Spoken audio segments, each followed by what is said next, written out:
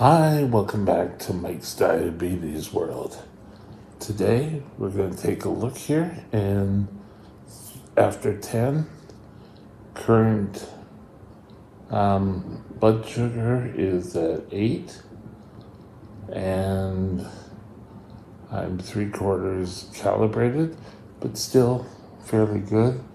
I can't calibrate till later because I'm sitting up and my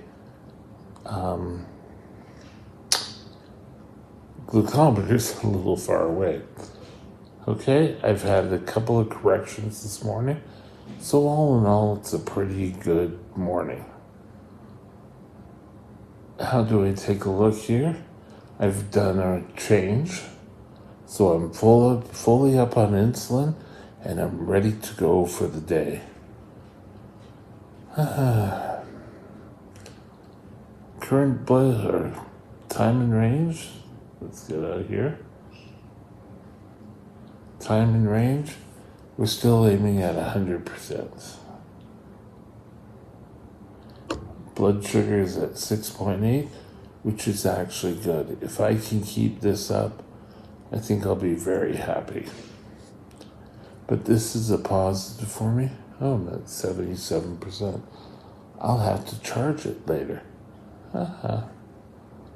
Okay, current blood sugar. I'm waiting at 6.8.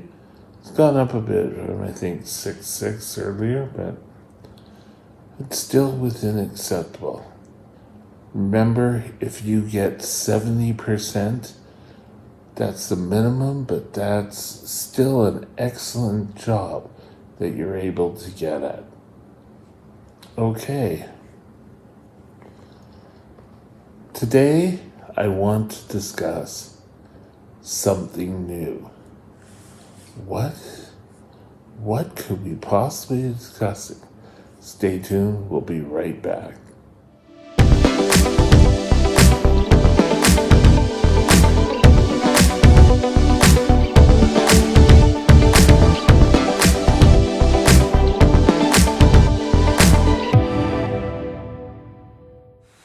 This channel is provided for informational purposes only.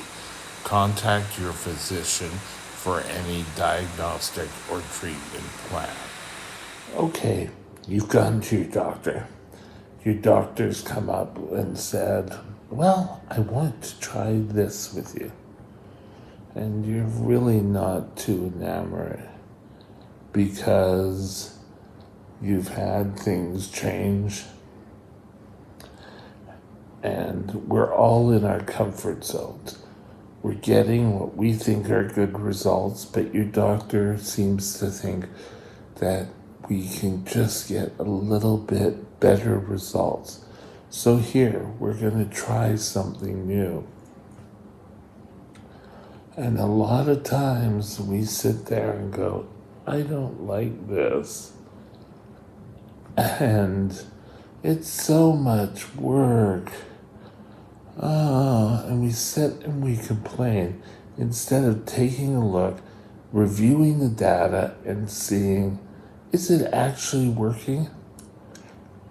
Or is it just easier just to tell the doctor, yeah, I tried it, but it didn't work. You're forcing numbers and say things aren't working correctly.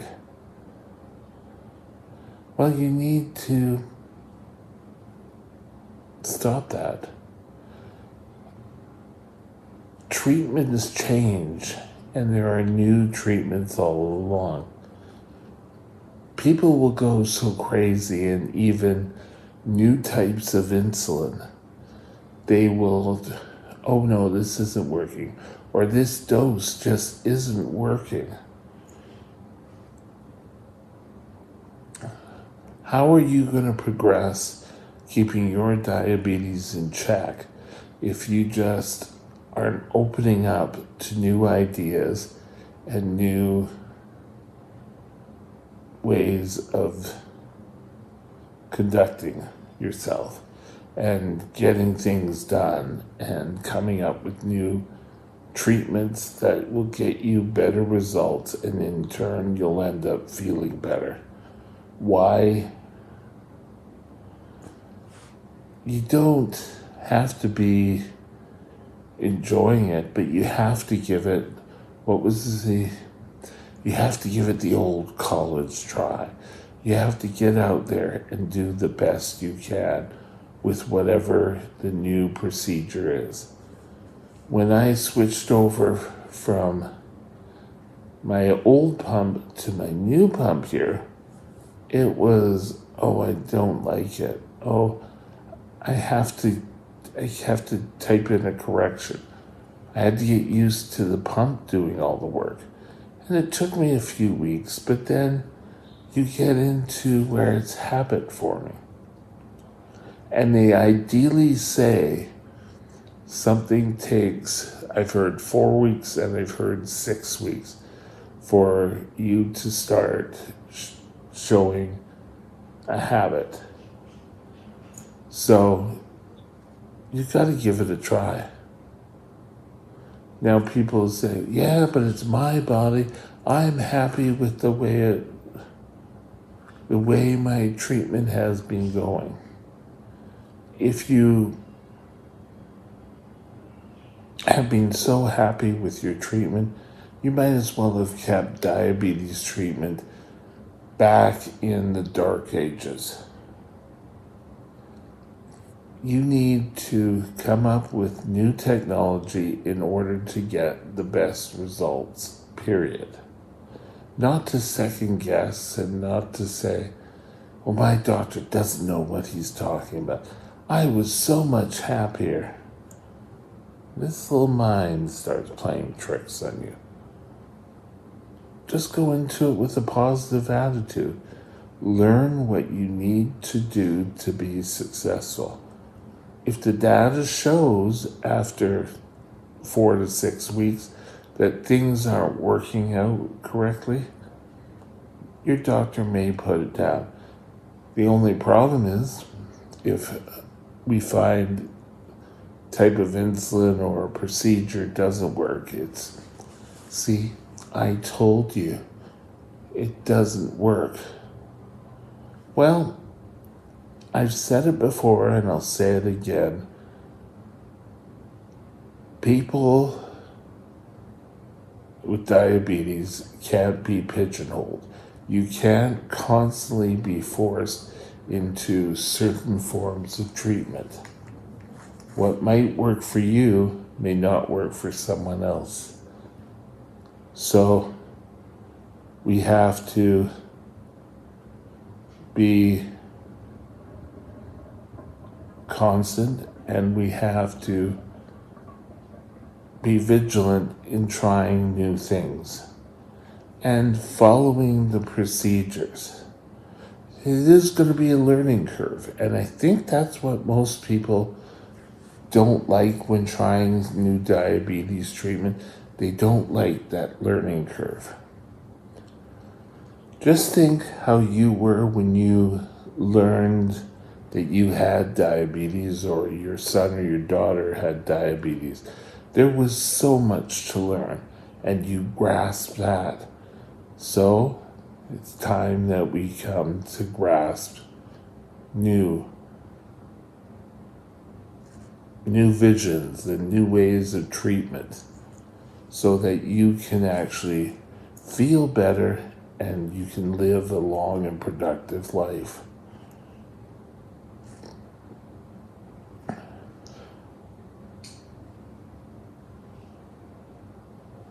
Something may not work for you. The one thing may not work for you. Let's rephrase that. The one thing may not work for you, but if you keep having these things, they start taking a look at, is it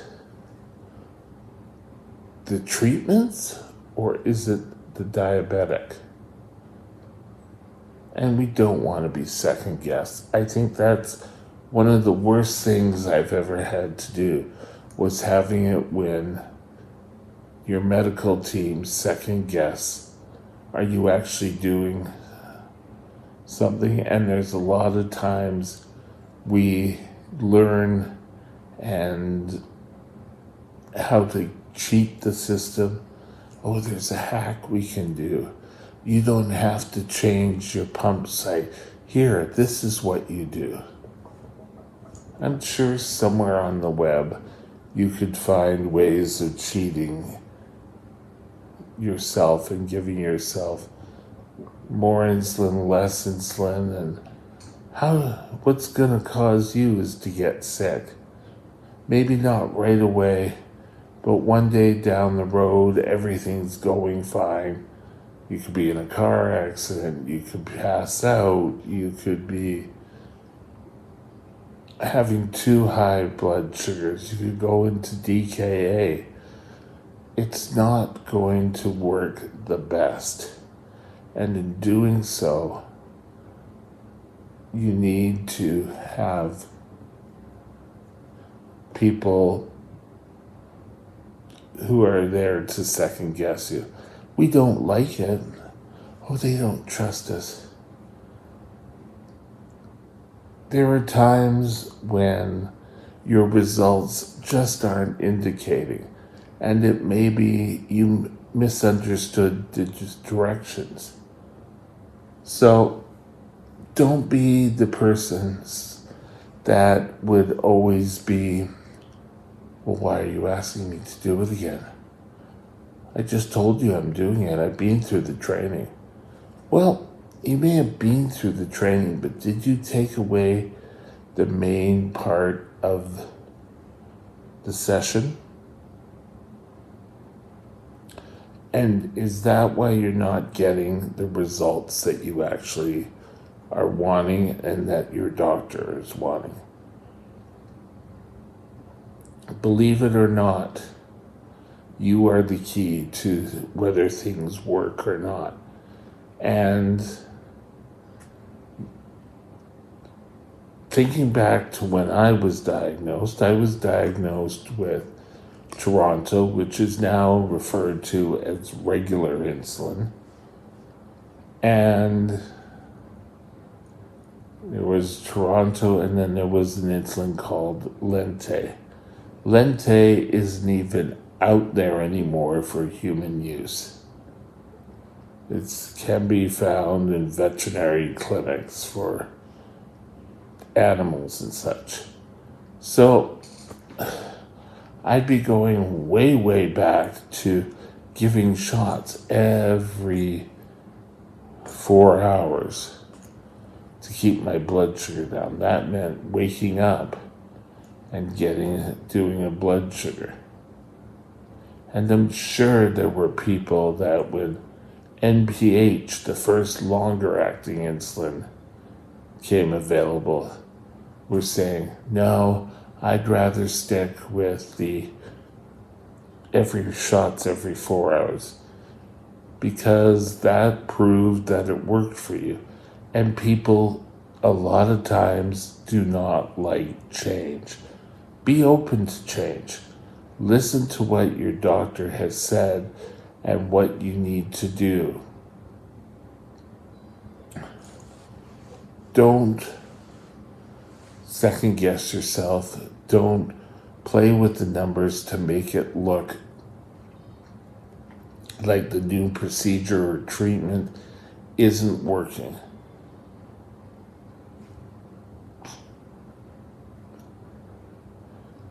Chances are, new things may come along.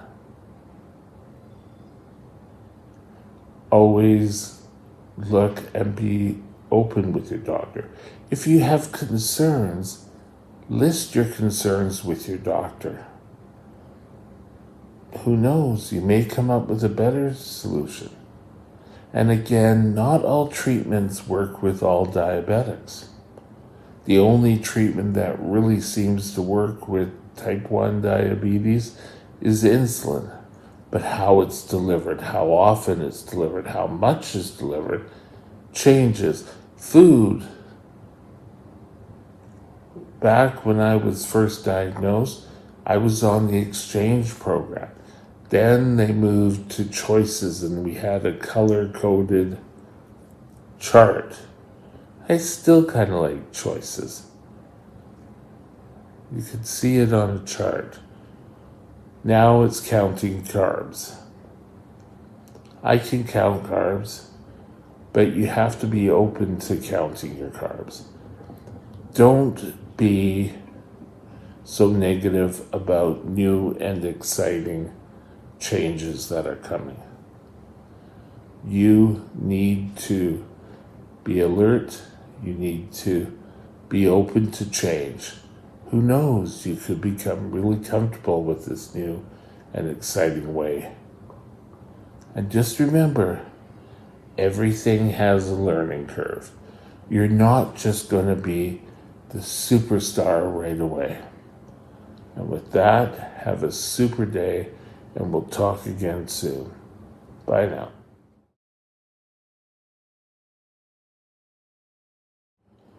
Okay, in our next video, we're going to take a look at how often have you been mistaken for a drug dealer? Or you've heard that question. Oh, why do you have syringes? Are you dealing in drugs? It happens more frequently than you think it does. May not have happened to you, but it could happen out there. I've got a story that will illustrate this. Stay tuned, and we'll see you tomorrow. Bye now. My email is mikesdiabetesworld@gmail.com. mikesdiabetesworld@gmail.com.